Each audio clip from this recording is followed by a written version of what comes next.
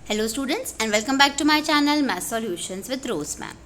आज की जो हमारी वर्कशीट है मिशन गणित कक्षा 10वीं की कार्यपत्रक का आज का टॉपिक है विलोपन विधि का अनुप्रयोग, यानी प्रॉब्लम सॉल्विंग के सम्स करेंगे हम एलिमिनेशन मेथड के विलोपन विधि के। डेट है 1 अक्टूबर 2022 की आपकी आज की वर्कशीट है सैटरडे की। तो बेटा इस वर्कशीट को जल्दी से हम शुरू कर लेते हैं विदाउट वेस्टिंग एनी टाइम, और इसका जो प्रश्न है उसको आज हम डिस्कस करने वाले हैं और उसके बाद एक क्वेश्चन भी दिया हुआ है। हिंदी मीडियम के बच्चों के लिए ये वर्कशीट है, तो प्लीज़ वीडियो को लाइक शेयर एंड चैनल को सब्सक्राइब करना मत भूलिएगा। अब स्टार्ट करते हैं। दिल्ली के एक बस स्टैंड से यदि हम 2 टिकट नोएडा के तथा 3 टिकट गुरुग्राम के खरीदें तो कुल लागत आती है 310 रुपये। परंतु यदि हम 3 टिकट नोएडा और 5 टिकट गुरुग्राम की खरीदें तो कुल लागत आती है 500। बस स्टैंड से नोएडा तथा गुरुग्राम का किराया ज्ञात कीजिए। तो हल देखते हैं। यहाँ पे ये अंतर्राष्ट्रीय बस अड्डा है। हल है, माना दिल्ली से नोएडा के एक टिकट की कीमत x और माना दिल्ली से गुरुग्राम की टिकट y।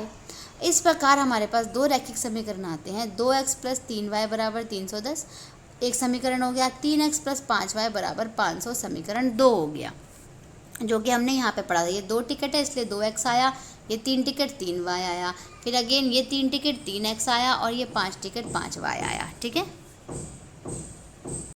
अब इसके आगे हम रीड करते हैं बेटा। दी गई समीकरणों के लिए हम 2 और 3 दोनों समीकरणों में x का गुणांक का लघुत्तम समवर्तक ज्ञात करते हैं, यानी एलसीएम निकाल लेंगे इसका 2 और 3 का। तो 2 और 3 का एलसीएम कितना आएगा? 6 आएगा। अब पहले वाले इक्वेशन को आपको 3 से गुणा करना है और ये जो पहली वाली 3 से और जो दूसरी वाली इक्वेशन है उसको 2 से गुणा करना है। समीकरण 1 को 3 से और समीकरण 2 को 2 से गुणा करने पर 3 से गुणा करोगे तो देखिए 3 दूनी 6 हो गया, 3 तिया 9 हो गया और 3 को 310 से करेंगे 930 आ जाएगा। ऐसे ही 2 तिया 6, 2 पंजे 10 और 2 को 500 से करेंगे 1000 आ जाएगा। तो ये हो गया आपके पास समीकरण 3 और समीकरण 4।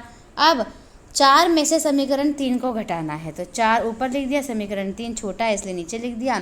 6 और 6x तो प्लस और माइनस हो जाएंगे, तो ये तो सीधा 0 हो जाएगा और ये साइन सबके चेंज हो जाएंगे। प्लस साइन होता है तो फिर क्या आ जाता है? माइनस आ जाता है ना, तो वही लिखा हुआ है। अब 10 में से 9 गया 1 और 1000 में से 930 गए 70, यानी y की वैल्यू जो हमने फाइंड आउट करी बेटा वो आ गई हमारे पास 70। इसके बाद y का मान समीकरण 1 पे रखने पर अब आ जाते हैं हम वापस से समीकरण 1। समीकरण ये है ना, इसमें जो ये y है ना, y की जगह आप 70 डाल दीजिए। देखिए इधर यहाँ पर y की जगह 70 डाला हुआ है। 70 डालने के बाद ये इसको मल्टीप्लाई करेंगे 70 से 210 आएगा। 210 माइनस कर देंगे 310 में से तो 100 आएगा। 100 को 2 से भाग कर देंगे, कितना आएगा?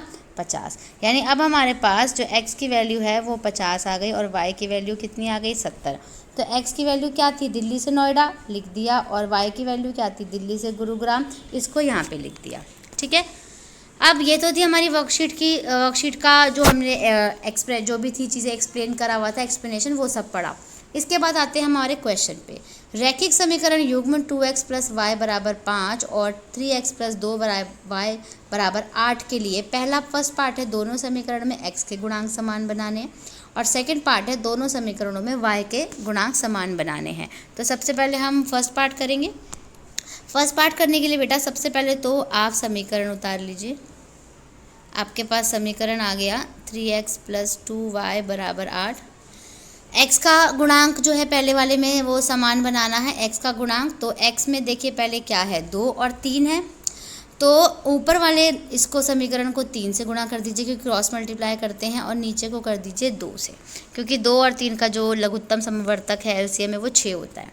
अब करना है हमें मल्टीप्लाई, बेसिकली 3 को 2 से गुणा करिए। 3 दूनी कितना होता है? 6x प्लस 3 को y से करिए 3y बराबर 3 पंजे 15। ऐसे 2 से करिए, 2 तिया 6, 2 दूनी 4y, 2 अट्ठे 16।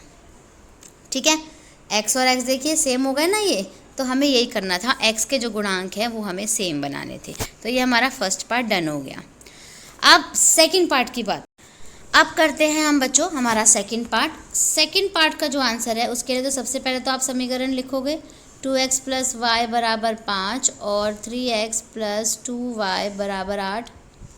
अब y का करना है, y का गुणांक सेम करने हैं। y का गुणांक यहाँ पे कुछ नहीं है तो 1 और यहाँ पे 2 है, तो ऊपर वाले ब्रैकेट को 2 से कर दीजिए मल्टीप्लाई, नीचे वाले को 1 से कर दीजिए। अब मल्टीप्लाई करेंगे तो कितना आएगा, 2 दूनी 4x प्लस 2 को y से करेंगे 2y बराबर 2 पंजे 10। ऐसे 1 से करेंगे तो 1 से करेंगे तो सेम ही रहेगा, 3x प्लस 2y बराबर 8। अब y के गुणांक देखिए सेम हो गए ना, तो यही करना था हमें, यानी 2y सेम गुणांक हो गए। सेकंड का आंसर ये हो गया। इसी के साथ हमारी आज की वर्कशीट जो है बेटा वो यहीं पे ख़त्म हो जाती है। आई होप आपको क्वेश्चन जो है वो अच्छे से समझ आ गया होगा। प्लीज़ वीडियो को लाइक शेयर एंड चैनल को सब्सक्राइब करना मत भूलिएगा। Thank you students.